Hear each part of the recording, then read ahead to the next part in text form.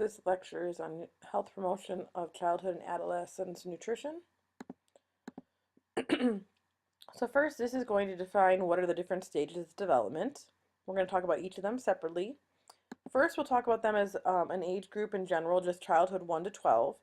What we see is we see accelerated growth of the infancy is going to slow down and going to really remain constant until we get to that puberty adolescent stage.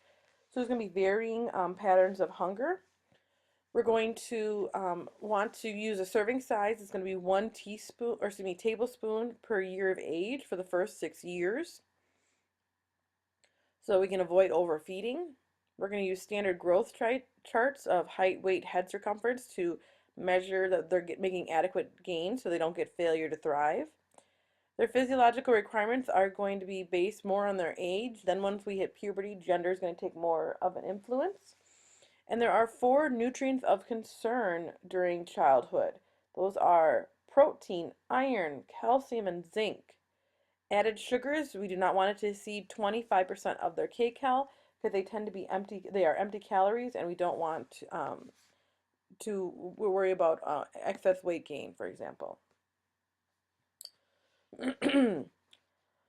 So the feeding relationship was first talked about by a dietitian, Ellen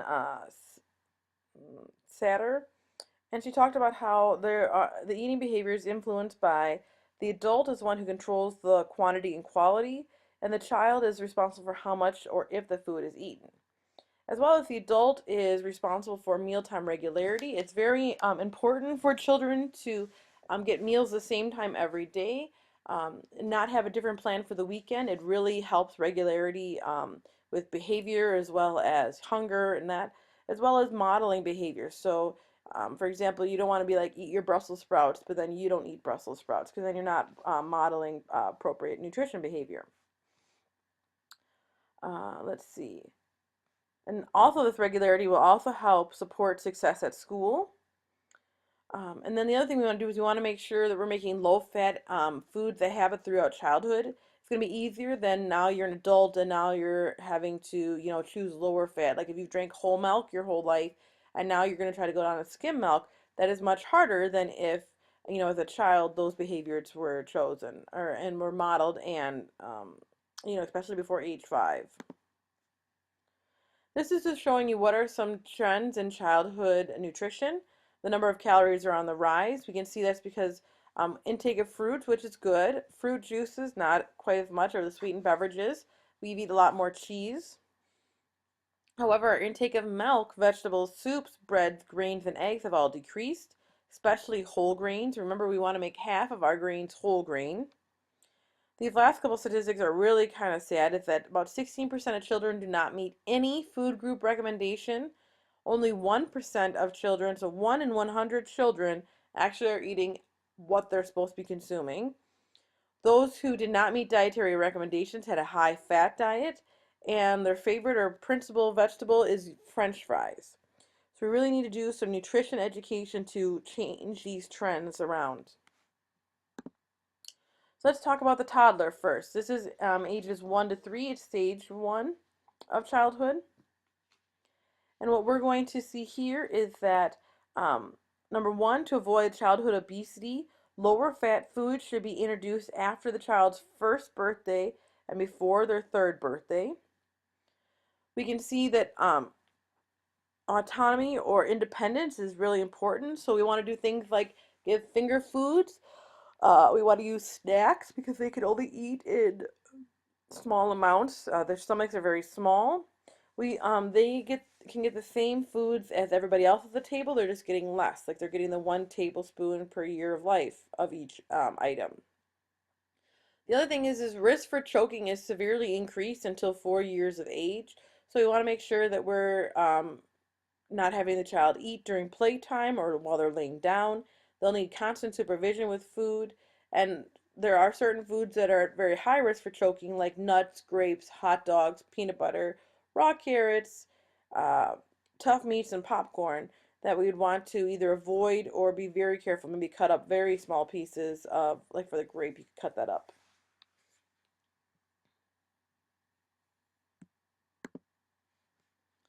Another issue we have is this issue with nutrient displacement.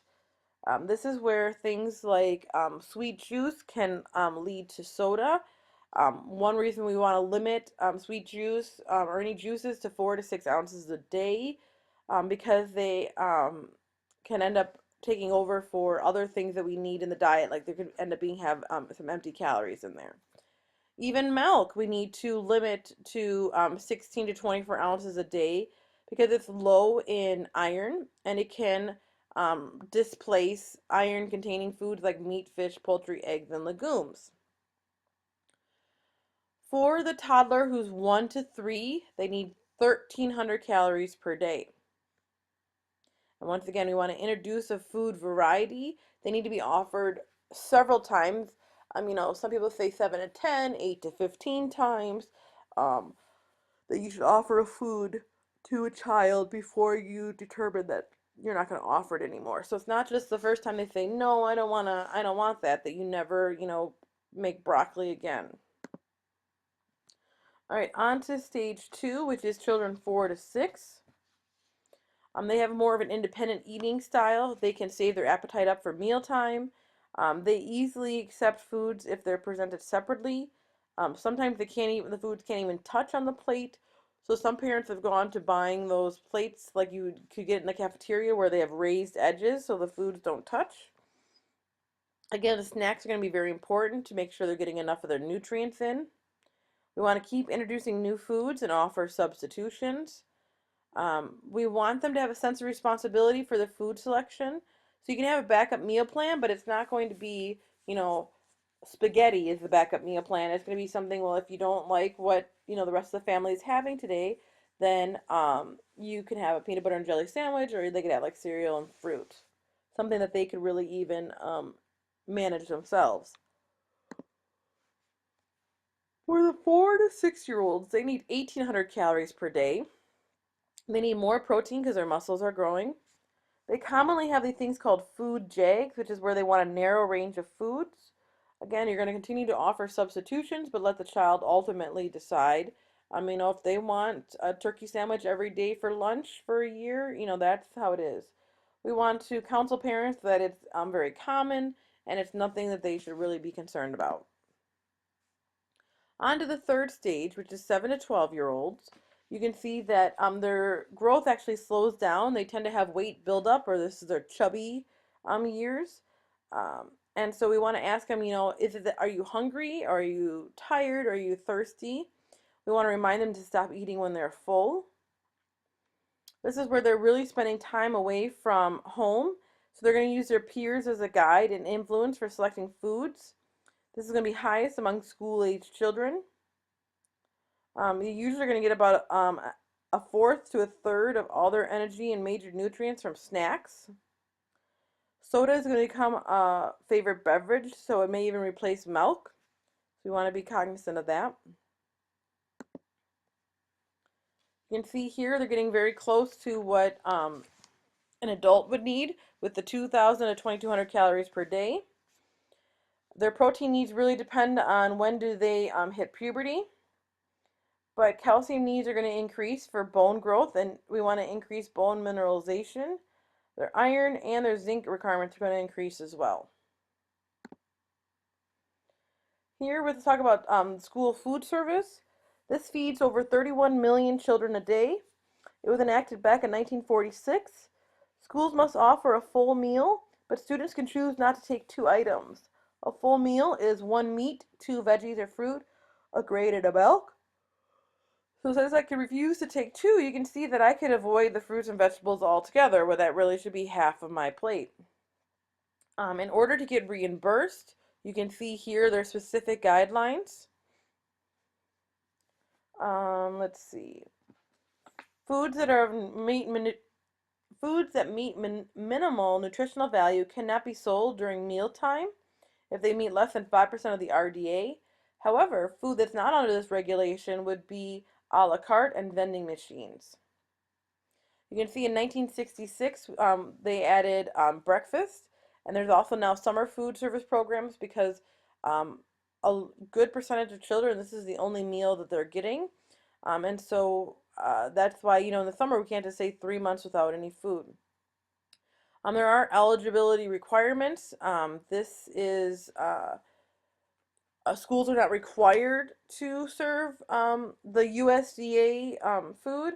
However, if they do, then there are guidelines that they must follow if they want to get reimbursed, as well as it's the same food whether your family has low income or high income, but your family's income is going to determine how much your family needs to pay for the lunch meal program. And in class, we'll watch a couple of videos about how they've been changing the school lunch program. All right, let's move on to the adolescents now. This is the 13 to 19-year-olds. Lots of change going on here. We got puberty going, emotions going. We really want to make sure that they're sharing responsibility in meal preparation. Like they could make the salad or they could make a whole meal once a week. Once they get into college, there's a dining hall. That's where we see a lot of times the freshman 15 occurring. A lot of times that's because they don't have understanding about how to prepare a meal. And now sometimes food is available 24 hours a day. The ice cream machine, for example, can be running during breakfast time. And so you can see how easily it is to gain extra weight when you're eating extra calories that are high in fat, high in sugar, but not high in very many nutrients. We also may see that this is a time that they may decide to adopt vegetarianism. Fast food intake is going to usually increase, especially because as they become more mobile with getting a driver's license. They might go get fast food after school. It's going to be high in sugar, fat, and sodium, and it's really going to lack vitamins A and C. So what are you as a parent knowing that's going to make sure your child gets more of at breakfast or at dinner when they're with you? Here you can see are the nutrient requirements for females and males, and then both genders are going to need 1,300 milligrams of calcium a day. And there's also risk for alcohol intake because this is going to adversely affect their growth because folate and zinc are two nutrients needed for growth, and if those aren't being absorbed very well because of the alcohol, you can see how alcohol intake could actually affect their growth.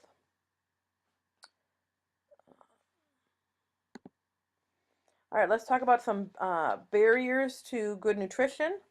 So absorption of lead is increased in people who have inadequate intake of iron, calcium, and zinc.